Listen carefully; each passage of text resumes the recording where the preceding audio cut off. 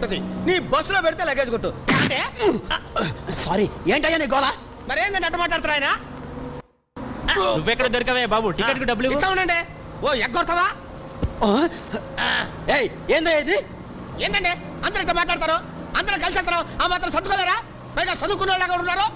ఇదిగోండి డబ్బులు. ఏంటిది 10 పైసలు తగ్గే? లేవయ్యా ఇవ్వయ్యా. లేవయ్యా అంటే ఇవ్వు.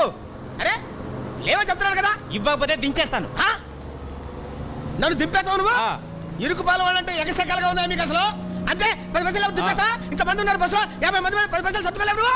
ఇదిగో ఏమిటయ్యా నువ్వు మాట్లాడే అన్యాయం? అన్యాయంగా మాట్లాడుతున్నావు నువ్వు. నువ్వు న్యాయం మాట్లాడతావా? అది కాదయ్యా, ఆయనకు నువ్వు 10 పైసలు ఇవ్వాలన్నాడు కదా. ఏమంటున్నాడు? నువ్వు ఆయనకి 10 పైసలు ఇవ్వాలి అంటున్నాడు. అయితే ఇచ్చేయి. నేను ఎందుకు ఇస్తాను? నా దగ్గర లేవుగా. నాకే సంబంధం? మరి నువ్వు ఎందుకు మాట్లాడావు అసలు? ఉత్తినే. అసలు ఇవ్వలేనాడు నువ్వు ఎందుకు మాట్లాడావు అసలు? సారీ. బస్సులో ఎంతమంది ఉన్నారు? వాళ్ళు ఎవరు మాట్లాడితే మేము మధ్యలో మాట్లాడుకుంటాం. మేము ఏదో సర్దుకుపోతాం. మొత్తం నీకు ఎందుకు అసలు? అది కదన్నా